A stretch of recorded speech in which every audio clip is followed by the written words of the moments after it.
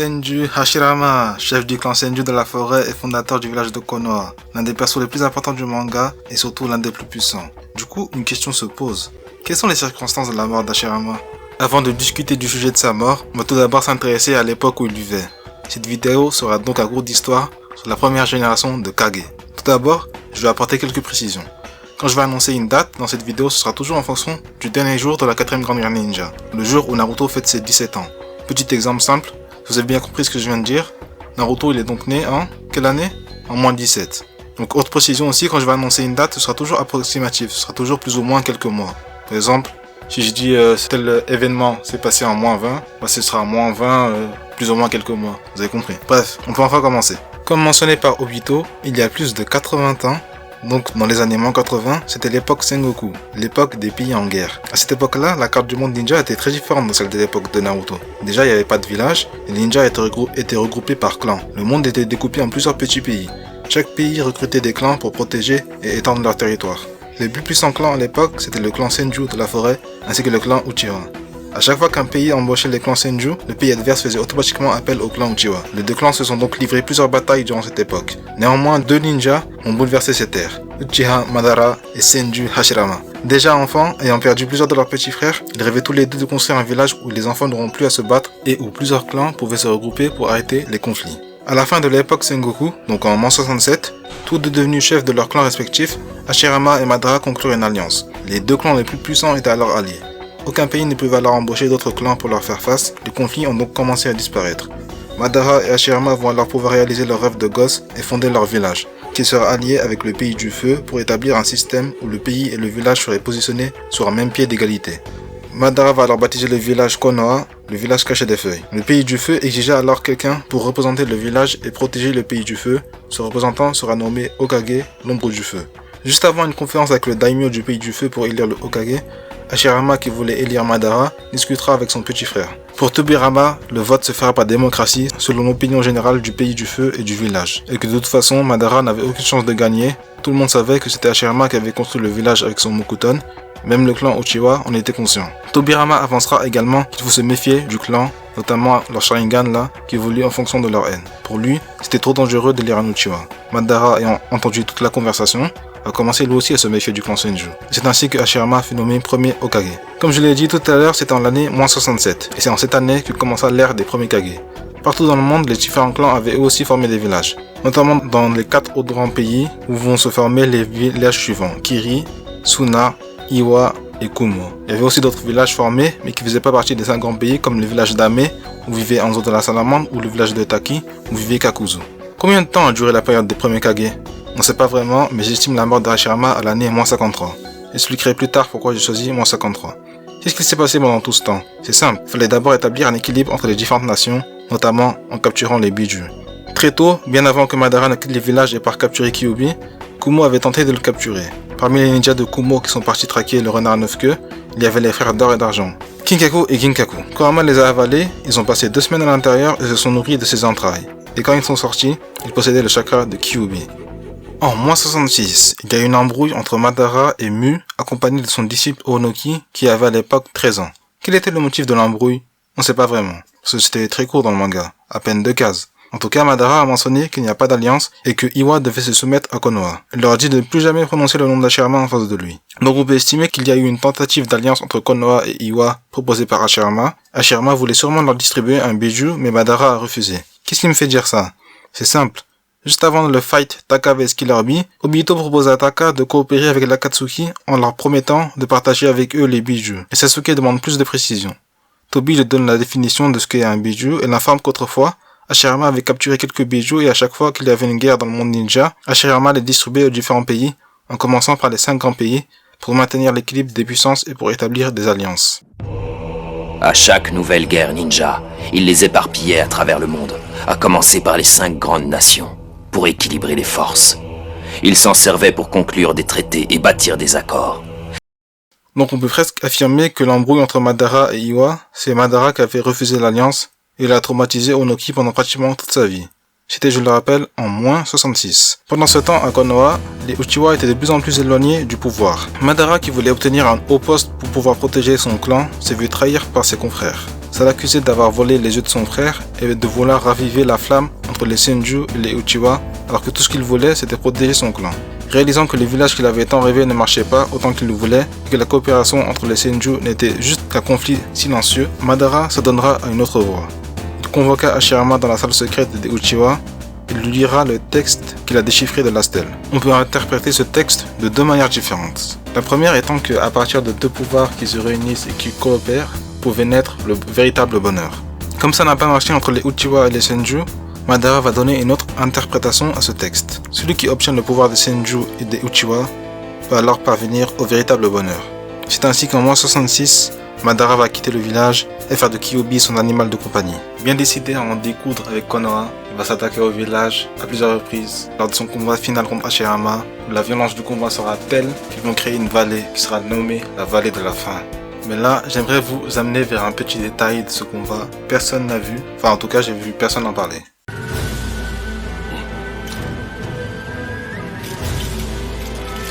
Mais regardez bien. À un moment donné, dans le chapitre 626, donc le chapitre final du flashback d'Hashirama et Madara, à la fin du combat, Hashirama lève la tête avec un point d'exclamation et un éclair sur la tête. Vous savez les petits éclairs quand un personnage est perturbé. À votre avis, que signifie ce point d'exclamation? Pourquoi Hashirama est perturbé? Ce n'est qu'au chapitre 681, le chapitre où Zetsu révèle son identité, que la scène nous est remontrée et on découvre que ce qui perturbait le premier Hokage, c'était la présence de Zetsu Noir en haut de la vallée. C'était quasiment impossible de deviner que c'était Zetsu Noir qui avait perturbé Hashirama. À ce moment du manga, déjà, on pensait que c'était Madara qui avait créé Zetsu Noir. En fait, si, c'était possible de deviner. Alors Kishimoto nous avait laissé quelques indices pour comprendre la scène. Il fallait faire le parallèle entre un autre combat qui n'est autre que le tout premier fight Naruto vs Sasuke à la vallée de la faim. Parce qu'il s'est passé exactement la même chose pour Naruto et Sasuke. Naruto est au sol, puis Sasuke lève la tête car quelque chose l'a perturbé. Et ce qui l'a perturbé, c'est la pluie qui commençait à tomber. Ensuite, Sasuke tombe de fatigue. Pour le cas d'Hashirama, c'est Madara qui était au sol, puis il lève la tête. Car quelque chose le perturbe. Et c'est là que ça devient subtil. Parce que Sasuke, lui, il a levé la tête, c'est à cause de la pluie qui tombait. Mais ça peut pas être la pluie pour Hashirama, vu qu'il pleuvait déjà depuis longtemps. Ce qui l'a perturbé, c'est ce qui se passe sur la case suivante. On aperçoit le haut de la falaise. Donc quelqu'un l'a observé. Ça pouvait être n'importe qui, on ne pouvait pas deviner. Bah si. Parce que si on fait encore le parallèle avec le combat Naruto vs Sasuke, qui est-ce qui observait le combat? Voilà, vous avez tout compris, c'était Zetsu Noir. Donc c'était une scène très subtile et très technique de la part de Kishimoto, qui n'a absolument pas improvisé la trahison de Zetsu Noir. C'est juste que les indices sur Zetsu Noir sont très techniques, et je ferai un jour une vidéo sur le sujet, car c'est pas le sujet aujourd'hui. Aujourd'hui, le sujet c'est l'époque des premiers Kage. Et comme Zetsu était présent à cette époque, j'étais obligé de parler de cette scène. Zetsu Noir, la volonté de Kaguya, qui depuis 1000 ans recherche une personne qui veillera le Rinnegan. Cette personne n'est autre que Uchiha Madara. Madara, lors du combat, va réussir à obtenir un bout de chair d'Hashirama et va placer Izanagi dans son œil droit pour pouvoir tromper la mort. Hashirama pensait avoir tué Madara. Puis Tobirama va prendre le cadavre de Madara et va le cacher dans les montagnes pour étudier les mystères du Sharingan. Quelques temps plus tard, Izanagi s'active et Madara réécrit la réalité pour revenir à la vie. Il place un clone dans sa tombe et construit un repère dans un lieu appelé le cimetière des montagnes, situé tout au nord du monde ninja, là où personne ne peut le trouver. Il recrache le bout de chair d'Hashirama et le greffe à ses blessures, attendant qu'un pouvoir s'active en lui permettant de réaliser la suite de son rêve.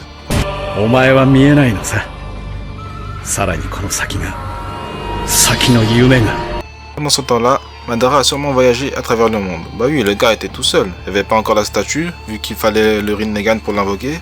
Il n'y avait pas les Zetsu blancs aussi pour lui tenir compagnie. Donc il n'allait pas rester tout seul dans sa grotte pendant plusieurs décennies. Bien sûr qu'il a voyagé. On peut être sûr qu'il allait à Kiri, vu que c'est lui qui était à l'origine du plan pour mettre Sanbi à l'intérieur de Rin pour rendre fou Obito. Donc il avait forcément des marionnettes à Kiri. On peut aussi supposer qu'aux alentours de la seconde grande guerre ninja, il est parti au village d'Ame. Il a réussi à trouver Nagato, un membre du clan Uzumaki. Pendant tout ce temps, Madara observait le monde ninja partir en cacahuète.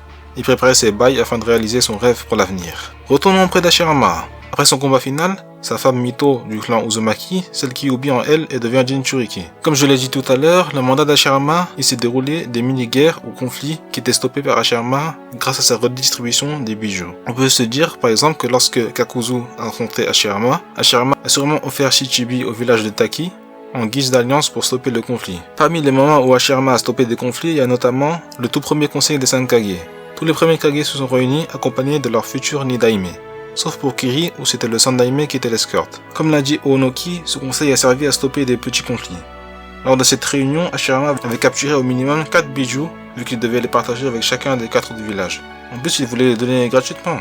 Heureusement Tobirama était là. Mais le premier Kazekage, qui s'appelle Reto, il a un masque comme Kakashi. Il va refuser la proposition du Hokage, car Suna avait déjà Shukaku qu'il gardait dans un temple. Et il a demandé à la place que Konoha leur offre des terres cultivables et que tous les villages leur offrent 30% de la somme qu'ils comptaient donner à Konoha pour acheter leurs bijoux. En effet, le pays du vent n'est constitué que de sable et ne possède aucune terre fertile. Reto voulait alors sécuriser les ressources de Suna avant de penser à sa puissance militaire. Et là c'était la consternation, ça a failli s'allier pour détruire Suna. Mais Hashirama a calmé le jeu, direct. Il les a suppliés d'accepter les termes pour pouvoir réaliser son rêve. Un monde où les shinobi collaboreront peu importe leur affiliation. C'est ça son rêve pour l'avenir. Le véritable rêve des shinobi.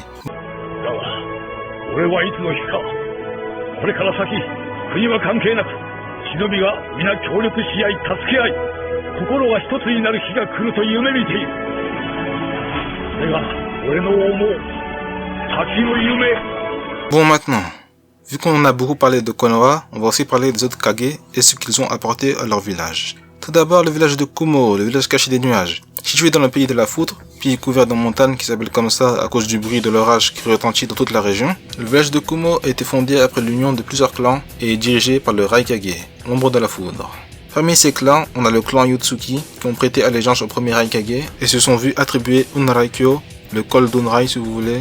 C'est le lieu où était confiné Killer Bee et où s'est déroulé le combat Taka vs Killer Bee. Le premier Raikage est surnommé Ei, donc c'est sûrement lui qui a inventé la tradition du combo Ei-Bi, tradition qui implique que le Raikage doit être épaulé par un ninja qui sera alors surnommé Bi pour former le duo Ei-Bi. On ne sait pas qui était le partenaire du Shodai Raikage, mais pour le Sandaime c'était son neveu qui était surnommé Blue Bee et pour le Yondaime c'était Killer Bee. Il a l'air d'avoir une certaine fierté.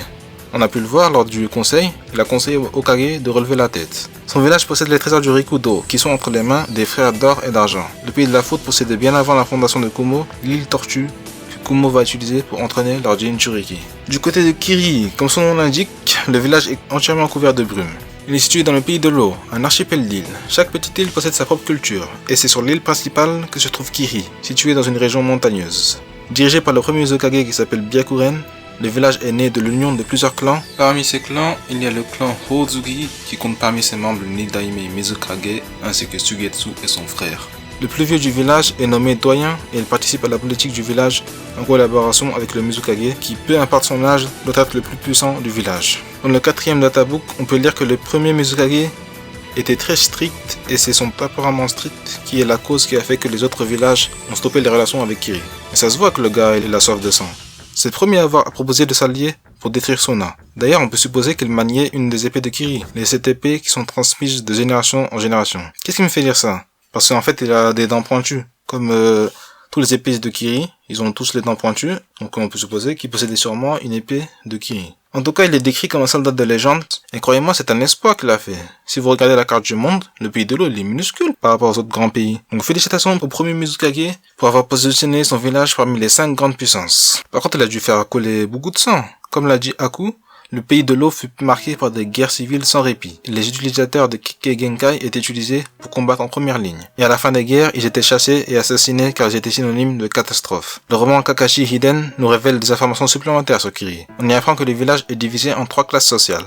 La première classe, c'est celle qui est la plus prestigieuse et est constituée des familles dont la lignée est composée uniquement de ceux qui sont nés et ont grandi à l'intérieur du village. La deuxième classe est constituée des familles dont la lignée remonte à ceux qui se sont alliés avec Kiri durant la longue histoire de conflit. Et enfin, la troisième classe, les familles dont les ancêtres ont été vaincus par Kiri et qui ont été annexés au village. Contrairement à Konoha qui attribue les missions en fonction des capacités de chaque ninja, Kiri attribuait toujours les missions les plus sales et les plus périlleuses aux ninjas appartenant à la troisième classe, car ils étaient considérés comme dangereux car venant de familles vaincues par Kiri, et ils pouvaient donc à tous les coups se rebeller.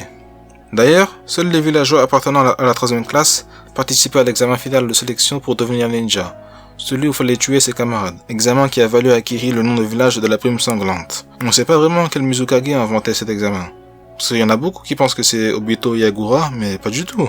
Sinon l'examen il aurait duré à peine 3 ans au maximum, vu qu'il a été stoppé 10 ans avant l'arc du pays des vagues. De toute façon, dans le flashback d'Obito, Obito avait affronté un ninja qui s'est réclamé faisant partie du village de la brume sanglante. Donc c'est bel et bien un des 3 premiers Mizukage qui a créé l'examen final de sélection où il fallait tuer ses potes. On sait pas c'est qui, mais je parierais sur le premier Mizukage, parce que voilà, ça a l'air d'être un malade. Ou le troisième, parce que ça se voit, il est chelou. Il est grave chelou. Il a pas d'œil et il a des habits déchirés. En plus, c'est lui qui a eu le plus long mandat. Donc il est assez suspect. Bon, maintenant j'ai fini pour Kirigakure. Maintenant on va parler de Iwa. Iwa, village situé dans le pays de la terre. Le pays de la terre qui est appelé comme ça car c'était une région rocheuse. Le village d'Iwa, dirigé par Ishikawa, le premier Tsuchikage, le grand-père d'Onoki. Selon le 4e databook, c'est lui qui a bâti les fondations du village, sûrement avec des techniques d'automne. Comme il peut voler, on peut supposer qu'il possède l'attribut Jinton. Il fait beaucoup de jeux de mots que Onoki aime pas. Et justement, le chapitre où il est introduit, il n'y a que des jeux de mots. Déjà, le titre du chapitre, c'est Volonté de pierre. En japonais, volonté de pierre, ça se dit Ishi no Ishi. Parce que Ishi écrit comme ça veut dire pierre. Et Ishi écrit comme ça veut dire volonté. Ce qui donne Ishi no Ishi, la volonté de pierre. Et Kishimoto s'amuse également à faire beaucoup de jeux de mots entre les différents persos. Genre, Ishikawa va utiliser un mot en anglais, et Madara va utiliser les mêmes mots mais en japonais. Et bref, j'ai la flemme de les expliquer, ça prendrait trop de temps. Ce qu'il faut retenir d'Ishikawa, c'est sa leçon donnée à Onoki sur le symbole du village. La pierre qui renferme la volonté de tous les habitants du village. À première vue, la pierre peut paraître banale comparée au monument des Hokage à Konoha. Pourquoi Ishikawa demande à Onoki de frotter une pierre comme ça? Pour rien du tout. Ce qu'il voulait lui montrer n'était pas visible mais caché. Ce qui est important se trouve à l'intérieur de chaque chose. Le premier Tsuchikage a décelé une volonté hors du commun à l'intérieur de Onoki, mais il le prévient. Ce qui peut nuire à la volonté, ce sont les obstacles. Face à ces obstacles, chacun est tenté de se trouver des excuses. Contre Madara, Onoki a commencé à sortir une excuse, comme quoi il était trop vieux. Se rappelant les paroles de son grand-père, il se relèvera et mènera la danse. Dans le pays du vent, recouvert à 80% de désert, un certain ninja, Reto, va unir plusieurs clans pour fonder Suna, le village caché du sable. Comme on l'a vu tout à l'heure, le premier Kazekage s'est concentré sur les ressources. Il était donc plutôt de nature capitaliste. Il a refusé l'offre d'Ashirama, car dans son village résidait un temple qui depuis la nuit des temps possédait Shukaku.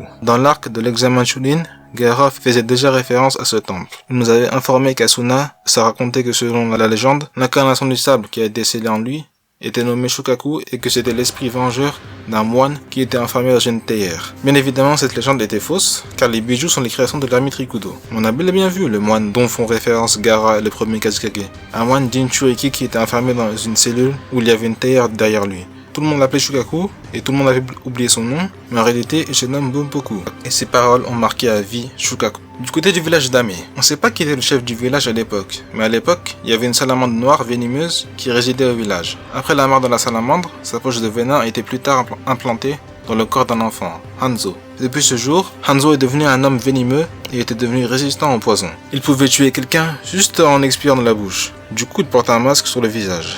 Il fut surnommé Hanzo de la Salamandre et deviendra plus tard le chef du village d'Ame. Du côté du village de Taki, le village caché des cascades. On ne sait pas vraiment qui dirigeait le village, mais un ninja d'élite, Kakuzu, reçut la tâche d'assassiner le premier Hokage. Bien évidemment, il s'est fait défoncer, et il a failli crever en plus. Il a réussi à s'enfuir, mais à son retour au village, il est très mal accueilli. Un peu comme Sakumo, le père de Kakashi, Kakuzu s'est pas fait respecter. Tout le monde l'a craché dessus, ça l'a carrément enfermé en prison. Aucun respect pour Kakuzu, un ninja qui avait risqué sa vie pour son village. Par contre, contrairement au père de Kakashi, Kakuzu va pas se suicider. Il va réussir à sortir de sa cellule et s'emparer d'un jutsu interdit de Taki. Puis il s'en va voler le cœur des dirigeants du village avant de devenir un ninja déserteur. Désormais, il n'aura confiance qu'en l'argent et va assister à pas mal d'événements du monde shinobi, dont par exemple des combats des frères d'or et d'argent. Des décennies plus tard, il intégrera l'Akatsuki et deviendra le trésorier de l'organisation. Enfin, du côté du village d'Uzushio, situé dans le pays des tourbillons, le village des Uzumaki, clan réputé pour leur longévité due à leur force vitale extraordinaire qui leur conférait des cheveux de couleur rouge sang. Le chef du village se nommait Ashina Uzumaki et les villageois étaient spécialisés dans les techniques de scellement. En raison des liens de parenté entre les Uzumaki et les Senju, Konoha était allié à Uzushio. Et les ninjas de Konoha portent l'emblème du village d'Uzushio, preuve de l'amitié entre les deux villages. Maintenant qu'on s'est penché sur tous les villages, on va enfin pouvoir discuter de la mort d'Ashirama. Tout d'abord, il faut savoir que la mort d'Ashirama n'a jamais été mentionnée dans le manga. La seule fois où ça a été mentionné, c'est dans le premier databook qui est sorti en 2002. Donc à cette époque, Kishimoto n'avait pas encore fini l'arc de l'examen Chunin. Dans un paragraphe réservé à Ashirama, on nous dit juste qu'il est mort à une période où le village était en train de commencer à prospérer. Donc c'est pas bien fou comme info. Du coup, il va falloir faire travailler nos cerveaux. Il n'y a que deux hypothèses possibles. Soit quelqu'un l'a vaincu, soit il est mort de vieillesse. Ou de maladie, un peu comme Itachi, Kimimaro ou le frère Asai. Discutons tout d'abord de la première hypothèse. Est-ce que Ashirama est mort au combat? Non, c'est impossible. Seul un ninja du calibre de Madara aurait pu le vaincre. Et puis, si quelqu'un l'aurait vaincu, vous pouvez être persuadé qu'on aurait été au courant. Tous les Kage importants du manga on connaît les circonstances de leur mort. Le Sandaime Raikage, c'était un combat où c'était du 1 vs 10 000, pendant 3 jours et 3 nuits. Le Nidaime Tsuchikage et le Muzekage, eux, ils se sont entretués. Le Nyandaime Kazekage, c'était par Orochimaru. Tobirama, c'était les frères Kinkaku et Ginkaku. Donc vous pouvez être persuadé que si Hashirama serait mort au combat, on nous aurait dévoilé l'identité de son adversaire. Certains pensent qu'il est mort de ses blessures suite à son combat final contre Madara, mais c'est impossible, vu qu'Hashirama a vécu une bonne dizaine d'années après ce fameux combat. Donc l'hypothèse d'Hashirama est mort au combat est impossible, on nous aurait forcément dévoilé l'identité du coupable. En plus, ça aurait été grave relou, parce que si quelqu'un aurait tué Hashirama, il fallait encore justifier qui a tué le tueur d'Hashirama. Bref, vous avez compris, ça n'a aucun sens. Donc, c'est impossible qu'il est mort au combat. Donc maintenant, deuxième hypothèse, Hashirama a-t-il mort de vieillesse ou de maladie? Pour vérifier cette hypothèse, il faut qu'on détermine l'âge qu'il avait lors de sa mort. J'estime la date de sa mort à l'an -53 environ. J'ai deux arguments pour le prouver. Le premier étant la date de création de l'académie. Ça s'est passé durant le mandat de Tobirama. Dans le premier fanbook, également sorti en 2002, il est dit que l'académie a été créée il y a environ 50 ans. Par contre, les dates dans ce fanbook sont en fonction de la partie 1 de Naruto. Lorsque Naruto il est petit. Et j'avais dit au début de la vidéo que toutes les dates que j'allais donner, ce serait en fonction du 10 octobre de la 4ème Grande Guerre Ninja. Donc va falloir convertir ces 50 ans. C'est simple. Naruto a quitté le village avec Jiraiya alors qu'il avait 13 ans et quelques mois. Et à la fin de la guerre, il a 17 ans pile, ce qui fait une différence d'environ 3 ans et quelques mois. Donc la création de l'académie, c'était environ en -53 avant la 4ème Grande Guerre Ninja. Donc en -53, Tobirama était déjà Hokage. Deuxième argument pour dire que Hashirama est mort vers -53, c'est le fait qu'il a connu Tsunade enfant. Mais dans les souvenirs d'Hashirama, elle était minuscule. Elle avait maximum 2 ans genre. En comparaison, la fille de Kurenai Esoma, qui s'appelle Mirai, elle faisait cette taille dans le film The Last. Et dans ce film, elle a 2 ans. Donc supposons que Hashirama est mort alors que Tsunade avait 2 ans. À la fin de la 4ème Grande Guerre Ninja, Tsunade avait 55 ans. Donc elle est née en -55. Donc si on suppose que Hashirama est mort alors que Tsunade avait 2 ans, il est donc mort en -53. CQFD. Bon maintenant, quel âge avait-il en -53? C'est simple. D'après Obito, l'époque Sengoku, elle a commencé il y a plus de 80 ans. Donc c'était entre les années -90 et -80.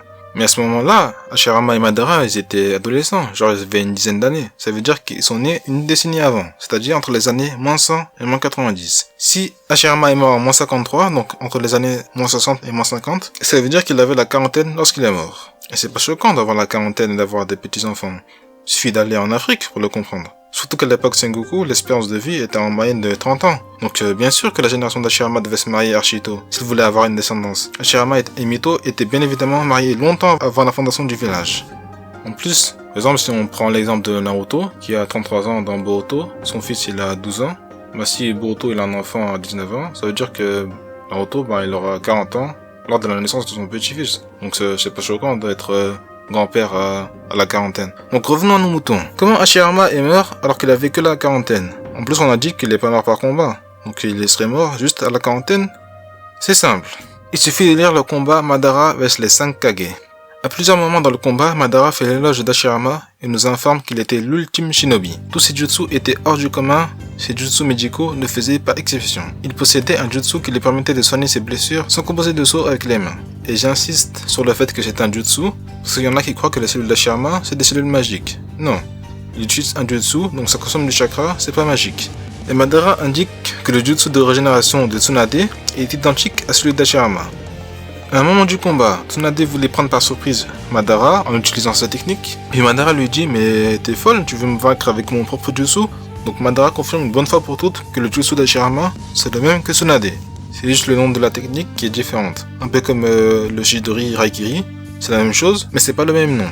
Bon, est-ce que vous voyez où je veux en venir en vous parlant de ce jutsu? Si vous avez toujours pas compris, laissez-moi vous rappeler le fonctionnement de la technique de Tsunade.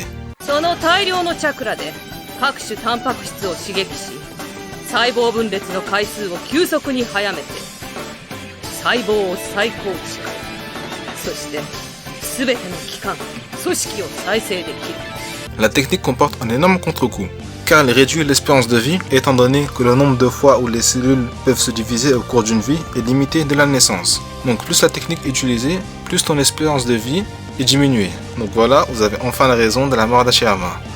Il est mort car il a trop utilisé sa technique de régénération. Oui, parce que comparé à Tsunade, elle l'a utilisé 2 fois dans sa vie. Face à Orochimaru et face à Madara. Bon, on a dû l'utiliser une fois au moment de sa création. Elle a créé ce jutsu que lorsqu'elle avait quitté le village. Donc voilà, elle l'a pas utilisé beaucoup de fois dans sa vie. Mais Hashirama, c'était une époque de fou, son époque. Il l'a pas utilisé 2 fois dans sa vie, ce jutsu.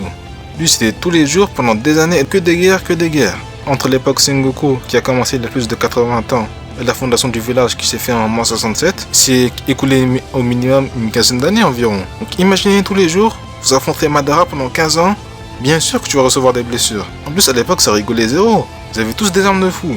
Battez-moi les épées d'Hashirama. N'importe quel coup pouvait être fatal. Après le combat final, Madara, elle avait plein de cicatrices sur le corps. Il avait des armes de taré lui aussi.